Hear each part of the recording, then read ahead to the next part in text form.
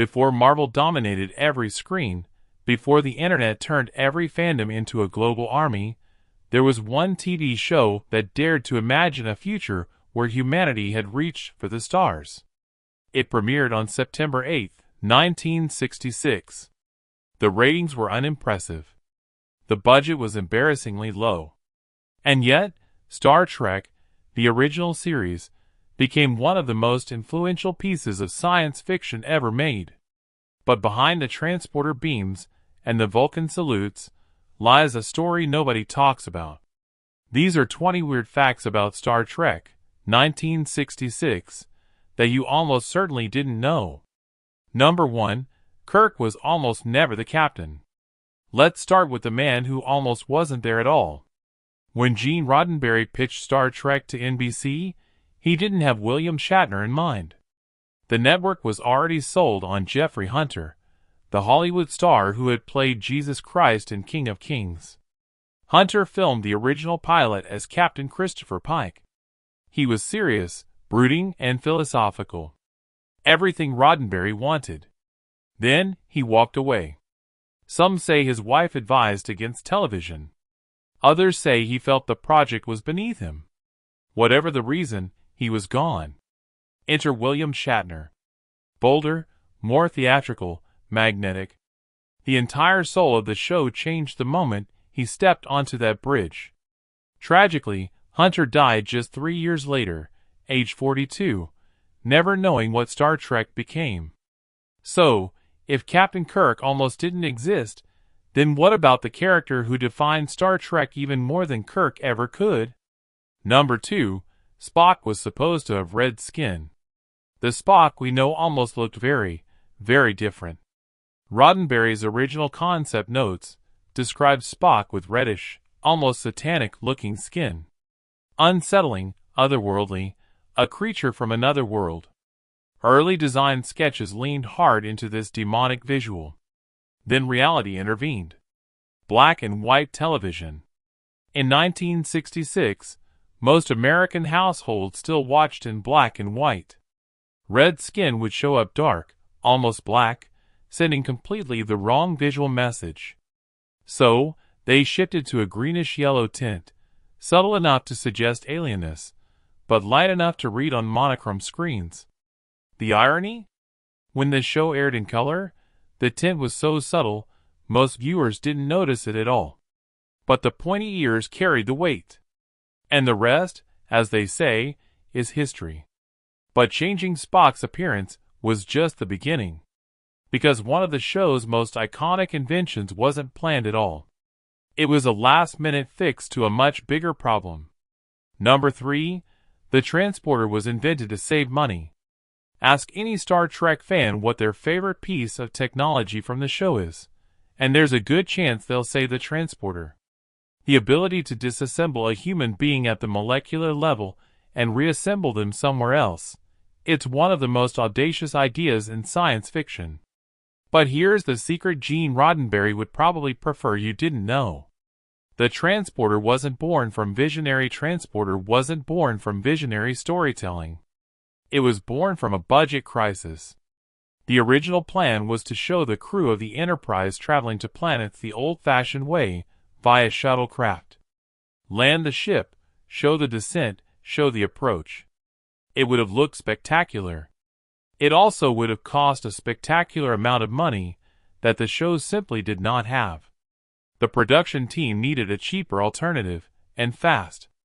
The solution they came up with was the transporter, a special effect created by filming sparkling dust dropped in front of a dark background, and then reversing the footage. Total cost: a fraction of what filming a shuttle landing would have required. What started as a cost-cutting measure became one of the defining icons of the entire franchise. Today, physicists debate whether teleportation could ever be real. Scientists at universities run experiments inspired by the concept. All of it traces back to a production team that couldn't afford to build a shuttle. And if something as legendary as the transporter came from a budget crisis, wait until you hear what the network thought of the entire show at the start. Number 4. NBC rejected the original pilot as too cerebral. Most shows get one chance with a network. Star Trek got something almost unheard of, a second chance, but only after being told its first pilot was fundamentally wrong. The original pilot, The Cage, was submitted to NBC in 1965. The verdict was brutal. Too cerebral, too slow, not enough action. The female first officer, played by Majel Barrett, was apparently too much for executives of the era to accept. NBC rejected it outright, but they commissioned a second pilot, almost unprecedented. Roddenberry went back to the drawing board. Out went number one. In came Kirk, Spock, and a livelier, action-forward tone. But Roddenberry didn't waste The Cage. He later repackaged its footage into a two-part episode called The Menagerie, the only Star Trek episode to win a Hugo, the only Star Trek episode to win a Hugo Award. The rejected pilot became award-winning television. But even after nearly being rejected, Star Trek pushed boundaries in ways no one expected. And one actress almost walked away before realizing just how important her role really was. Number 5. Nichelle Nichols was convinced to stay by Martin Luther King Jr. in 1960s American television. Nichelle Nichols was doing something radical just by showing up to work. As Lieutenant Uhura, she was one of the first black women in a major, non-subservient role on mainstream TV. She had authority. She was essential. But after the first season, she was ready to quit. Broadway was calling. She submitted her resignation to Roddenberry. Then she attended an NAACP event, and Dr. Martin Luther King Jr. asked to meet her. King told her Uhura was a symbol that for the first time, young black children could see someone who looked like them as a professional and officer, a person of dignity at the highest levels of human achievement. She withdrew her resignation the next day. She later called that conversation one of the most defining moments of her life. Number 6. Leonard Nimoy was deeply uncertain about playing Spock. Today, Nimoy and Spock are synonymous. But in the early days of production, Nimoy wasn't sure the character would work, or whether he even wanted to play it. His concern was the ears, the pointed ears, the greenish skin, the alien features. He worried it would make Spock look like a monster, a freakish villain, rather than a sympathetic hero. He feared being typecast, reduced to a novelty act in a rubber costume. He also struggled with the emotional flatness the role demanded. Nimoy was a trained, expressive actor. Playing a being who suppressed all emotion required him to completely rewire his instincts. What changed everything was the audience. Viewers didn't see a monster. They saw beneath the stoicism, warmth beneath the logic. Nimoy later wrote 2 autobiographies. The first, I Am Not Spock. The second, I Am Spock. The journey between those 2 titles tells you everything. Number 7. The interracial kiss almost didn't make it to air. On November 22, 1968, Kirk and Uhura shared a kiss, widely cited as one of the first interracial kisses ever broadcast on American primetime television. What you might not know is how hard the network fought to prevent it. NBC demanded the scene be rewritten, so the kiss was forced, compelled by telekinetic aliens, not chosen by the characters. The idea was to give Southern affiliates a way to dismiss it. It wasn't a real kiss. It was alien mind control. But Shatner and Nichols had other ideas. They deliberately flubbed the takes where they kept their heads apart, forcing the director to use the take where they turned toward each other. The network got its disclaimer. The network got its disclaimer. The actors got their moment. Nichols later recalled a letter from a white Southerner who said that moment had made him question everything he believed. One kiss on a science fiction show changed a man's life. Number 8. The show was saved twice by fan campaigns. Star Trek was never a massive ratings hit. After the first season, NBC began making noise about cancellation. After the second, the noise got louder. What happened next had no real precedent in television. It worked twice. NBC renewed the show for a third season, even making a public announcement at a convention. One of the first times in history that audience pressure had visibly reversed a network's cancellation decision. The third season was the weakest, underfunded, buried in a late-night Friday time slot. The show was finally canceled in 1969, but that third season gave it the episode count it needed to enter syndication, and that changed everything. Number 9. The Enterprise model was never finished on the underside. The USS Enterprise, NCC 1701, one of the most recognized spacecraft in all of fiction, but the original filming model had a secret the cameras were never supposed to reveal. The 11-foot model was meticulously detailed, but only on the sides that faced the camera. The visible hull, the nacelles, the saucer section, carefully crafted and painted. The underside, left largely unfinished, bare, rough, unpainted and unfinished, bare, rough, unpainted in sections. The reasoning was simple. Every shot was composed from above or the side. There was no budget or reason to finish surfaces the audience would never see. The original model now sits in the Smithsonian's National Air and Space Museum. If you ever managed to look underneath, you'd be staring at the unfinished underside of one of the most famous vehicles in the history of storytelling. Number 10. Beam me up, Scotty, was never actually said. This one is almost painful because it feels like it has to be wrong. Beam me up, Scotty, is one of the most quoted phrases in pop culture. It's been on t-shirts, bumper stickers, and greeting cards for 50 years. It was even uttered by astronauts aboard the International Space Station when James Doohan, the actor who played James Doohan, the actor who played Scotty, passed away. And yet, the exact phrase, "Beam me up, Scotty," does not appear anywhere in the original series. Not once.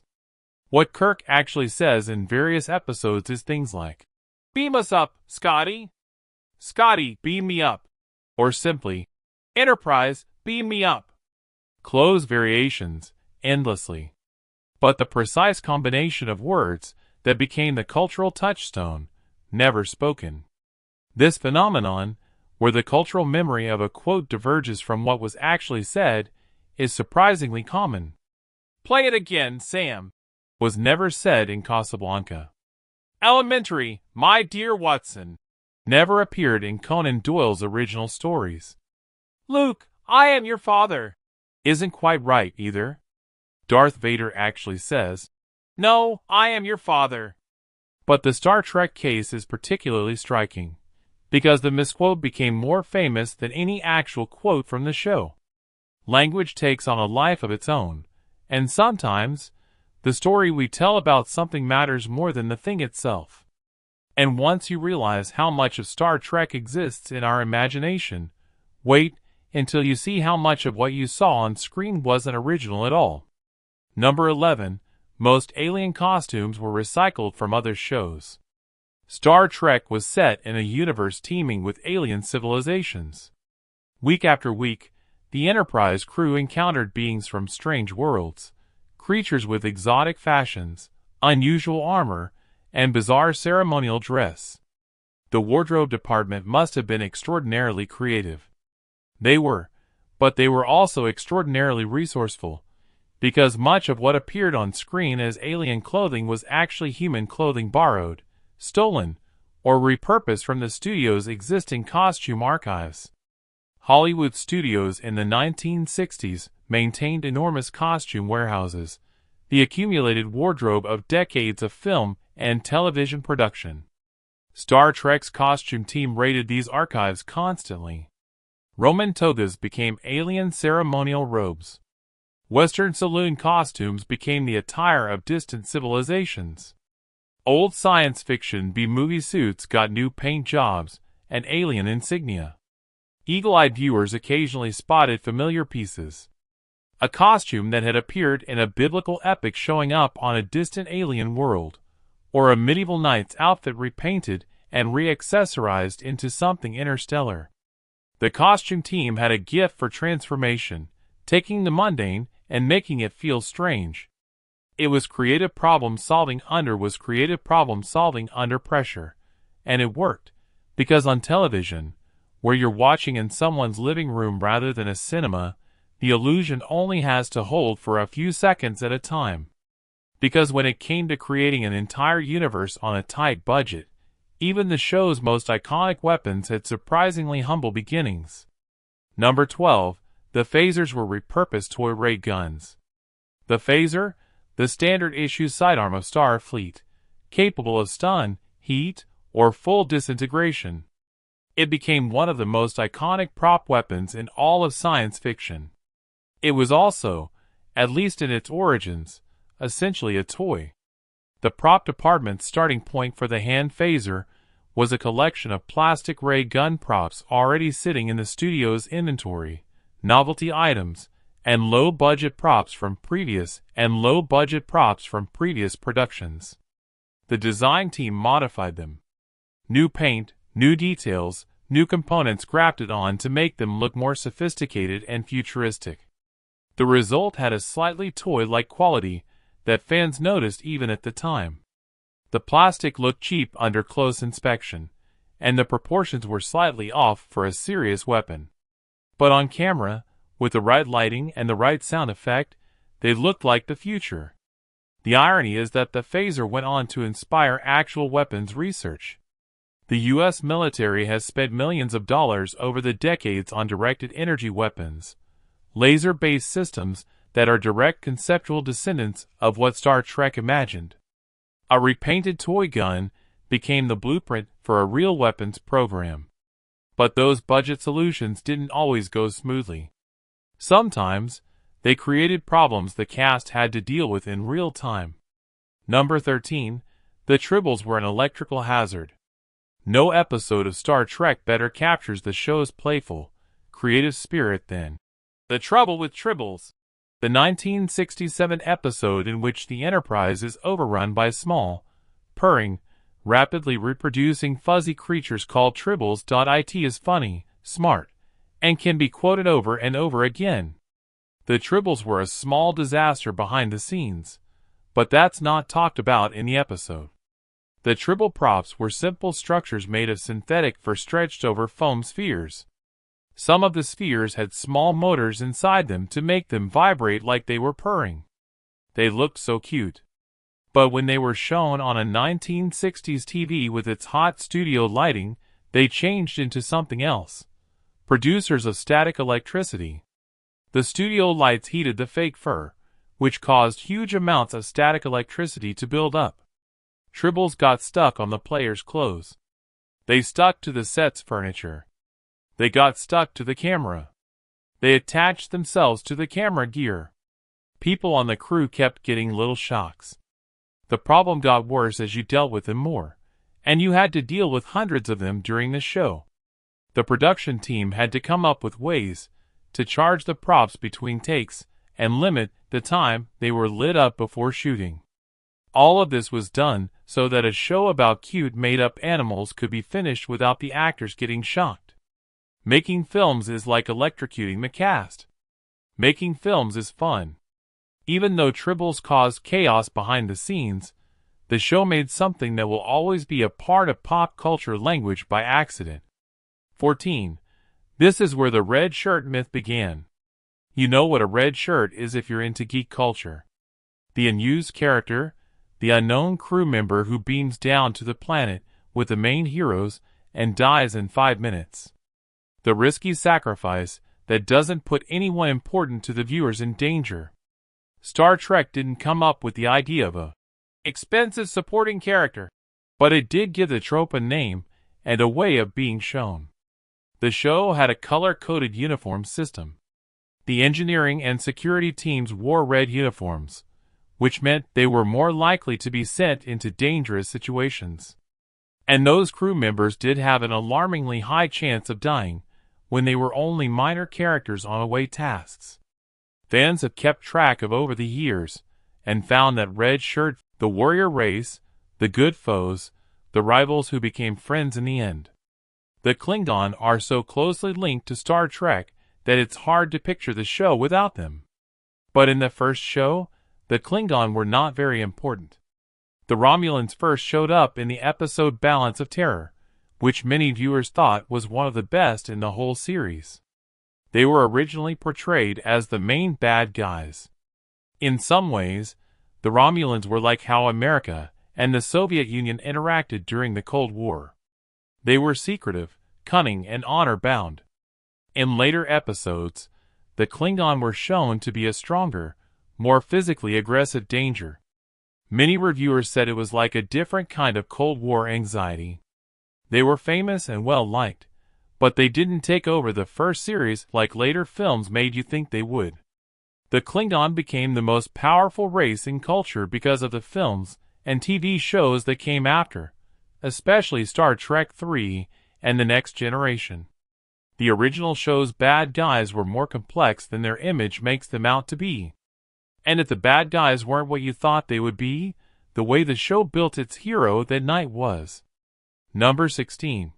Kirk's bravery was built around defeating the computer. People say that Captain Kirk trusts his gut, makes the impossible choice, and beats the chances that can't be beat. He's built his whole personality around it, and it wasn't a mistake. It was planned out.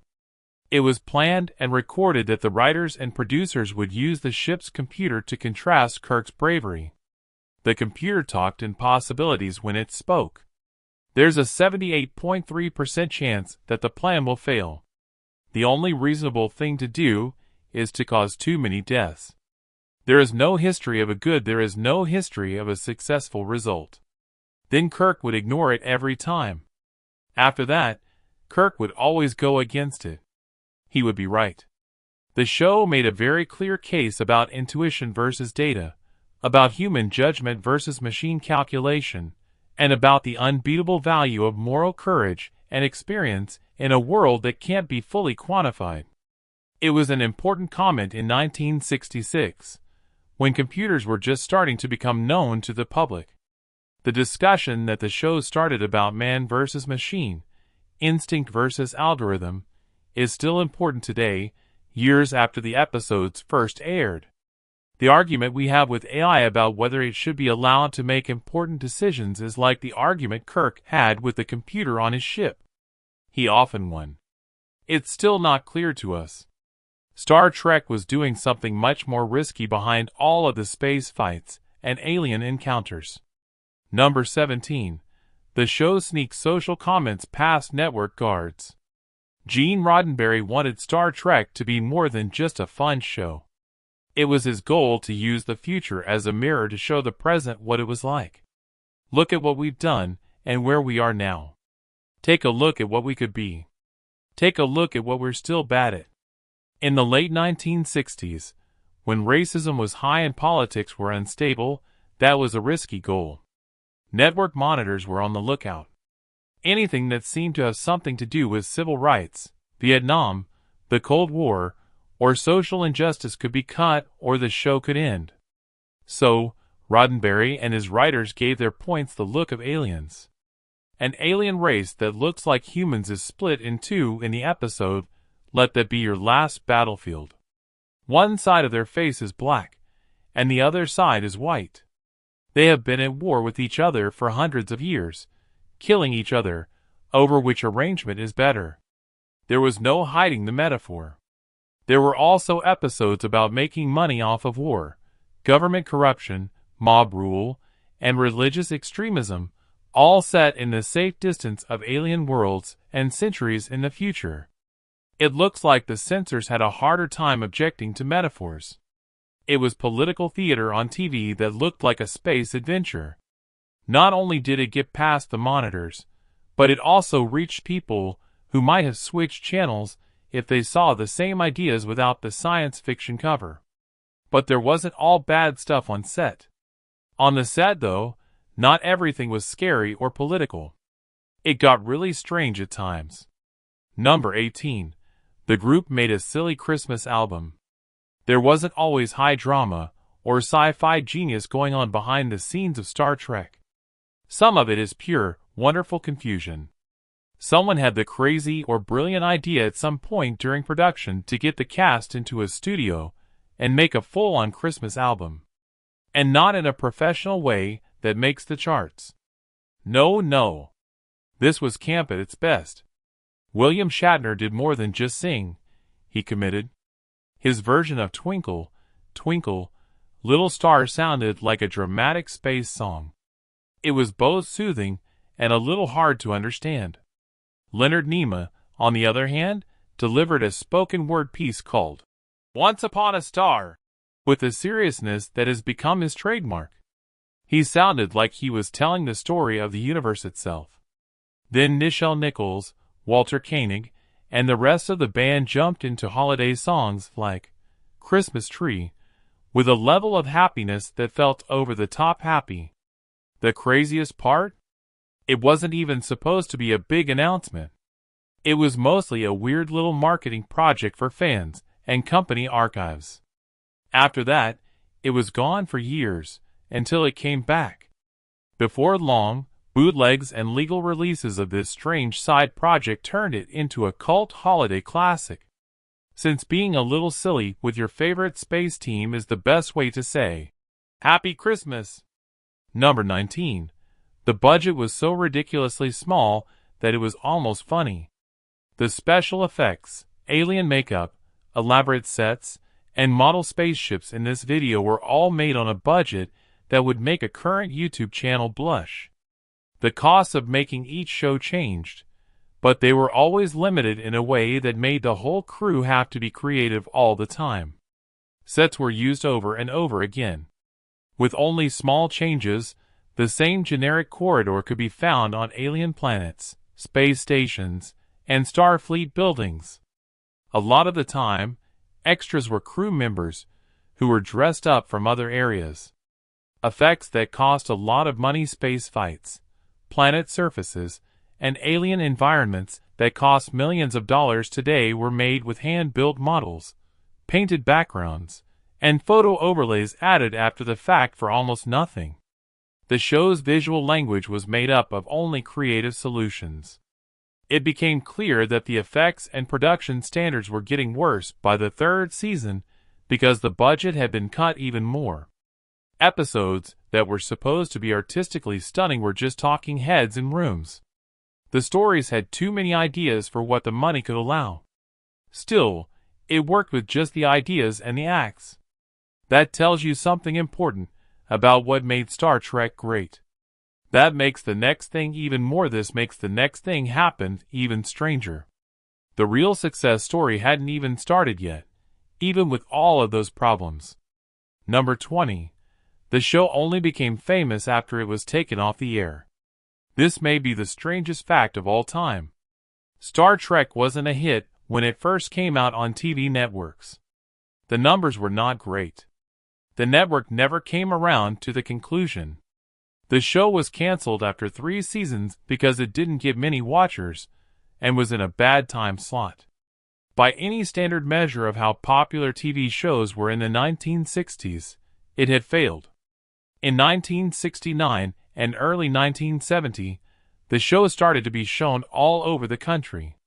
Reruns started to air on local stations all over the United States.